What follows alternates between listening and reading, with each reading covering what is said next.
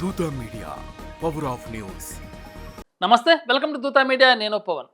పశ్చిమ బెంగాల్ పోలీసులు సైబర్ మోసాల్లో నిమగ్నమైన ఒక జంటను అరెస్ట్ చేశారు. విచారణలో తెలిసిన విస్తుపోయే వాస్తవాలు దేశవ్యాప్తంగా సంచలనంగా మారాయి. బీహార్లోని దర్బాంగకు చెందిన శుభజిత్ బల్లావ్, రియా హల్దార్ బల్లావ్ గత 2 ఏళ్లలో దేశవ్యాప్తంగా 900కు పైగా సైబర్ మోసం కేసుల్లో వీరు నిందితులుగా ఉన్నారు.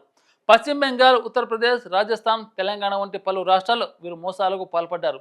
కూచ్బెహార్ జిల్లా పోలీసులు సోమవారం రాత్రి దర్బాంగలోని ఒక హోటల్లో వీరిని పట్టుకున్నారు.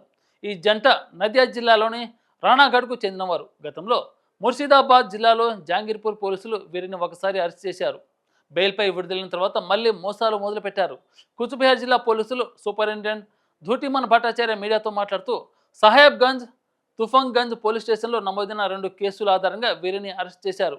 దర్యాప్తు సమయంలో ఈ జంటను బీహార్లోని ఒక హోటల్ నుంచి పట్టుకొని ట్రాన్సిట్ రిమాండ్కు కూచ్బెహార్కు తీసుకొచ్చామని వివరించారు. ఈ జంట సరిహద్దు ప్రాంతాల్లోని బీఎస్ఎఫ్ అవుట్ పోస్టుల సమీపంలో ఉన్న కస్టమర్ సర్వీస్ పాయింట్లను టార్గెట్ చేసింది. అక్కడికి వచ్చే వ్యక్తులను గురి చేసుకుని తెలియని మొబైల్ నంబర్ల నుంచి బీఎస్ఎఫ్ అధికారులు, కంపెనీ కమాండర్లు లేదా ఇన్స్పెక్టర్ల పేరుతో కాల్ చేసేవారు. బ్యాంకు ఖాతాలు, ఆన్లైన్ లావాదేవీల పేరుతో బాధితులను మోసం చేసేవారు. శుభజిత్ ఉపయోగించిన ఫోన్ నెంబర్ను నేషనల్ క్రైమ్ రికార్డ్ పోర్టల్లో తనిఖీ చేయగా 2024లో 877 కేసులు, 2025లో 68 కేసులు నమోదైనట్టు తెలిపింది. కూచ్బెహార్లోని 19 కేసులు ఉన్నాయి.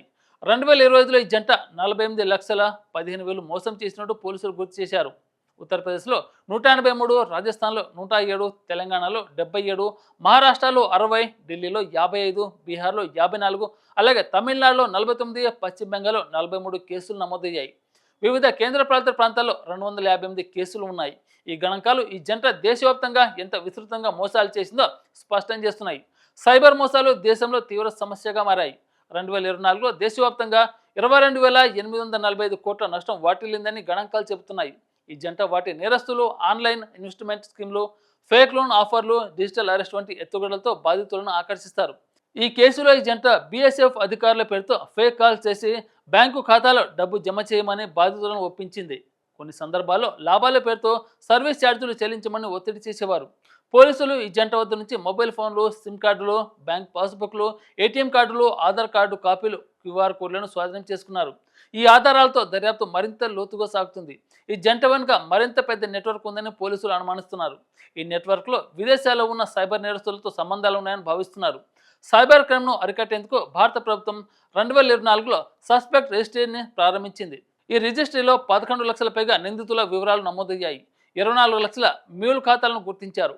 ఈ చర్యల వల్ల 4,631 కోట్ల నష్టాన్ని నివారించారు.